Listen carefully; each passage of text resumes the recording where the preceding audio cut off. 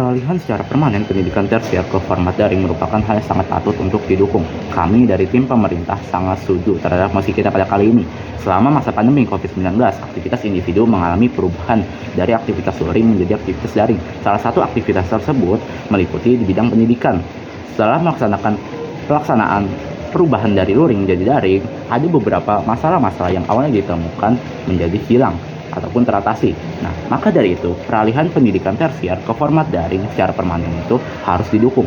Pada zaman kini, kebutuhan untuk pemenuhan pendidikan tersier itu merupakan hal yang sangat perlu diperlukan untuk mendapatkan pekerjaan yang sangat baik. Nah, maka dari itu, generasi produktif pada zaman kini akan berlomba-lomba atau bersaing untuk menempuh pendidikan tersier. Namun, ada beberapa kendala yang dialami oleh generasi produktif ini, seperti kendala dalam hal lokasi dan juga biaya hidup dan juga masalah kendala-kendala sosial lainnya. Nah, dengan perubahan menjadi format daring, maka masalah lokasi akan bukanlah suatu masalah yang besar.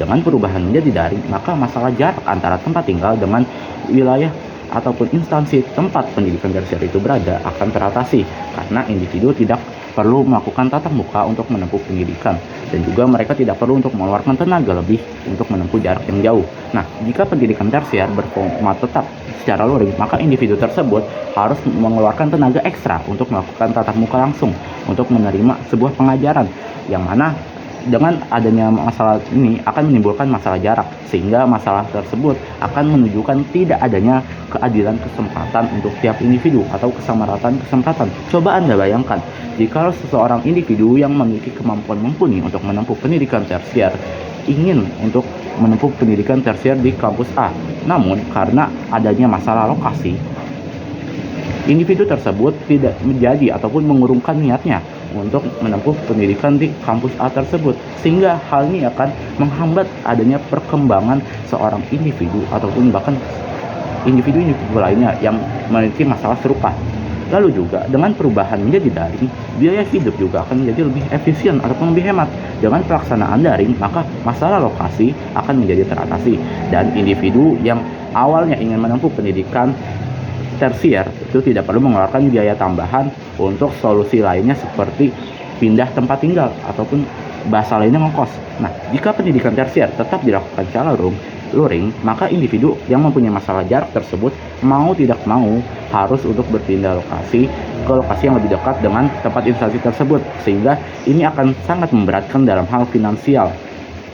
Nah, selain itu, individu juga tidak akan terbebani dengan masalah-masalah seperti beban sosial, seperti tren penampilan. Nah, pelaksanaan secara daring akan meminimalisir terjadinya tatap muka antara individu dengan individu lainnya. Nah, hal ini akan membuat pendidikan lebih terfokus pada pembelajaran dan juga pelajaran sesungguhnya tanpa adanya beban sosial yang biasanya akan tercipta ketika individu tersebut melakukan prosesnya secara luring.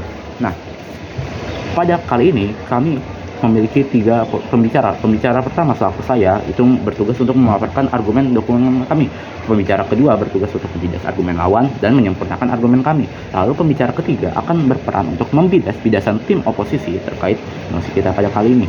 Lalu agar pembahasan tidak meluas ke arah yang tidak penting, maka kami membatasi mosi ini hanya pada jenjang pendidikan tersier dan juga pelaksanaannya secara daring saja. Nah, definisinya agar tidak terjadi multitafsir, maka kami akan menjelaskan kata kunci pada mosi kita pada kali ini, yang mana yang pertama itu pendidikan tersier, yang mana ini diartikan sebagai pendidikan yang dapat ditempuh setelah menempuh pendidikan SMA atau sederajat.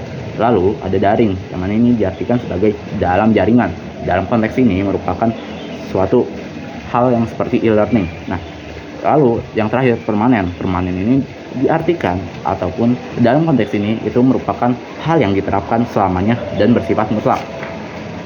Nah, solusi dengan adanya mosi ini akan menciptakan sebuah solusi yang mana perubahan format pendidikan tersier menjadi daring, sehingga individu tersebut hanya perlu tetap berada di tempat tinggalnya dan tidak perlu untuk menguras biaya dan tenaga untuk menempuh jarak yang jauh dalam pemenuhan pendidikan tersier.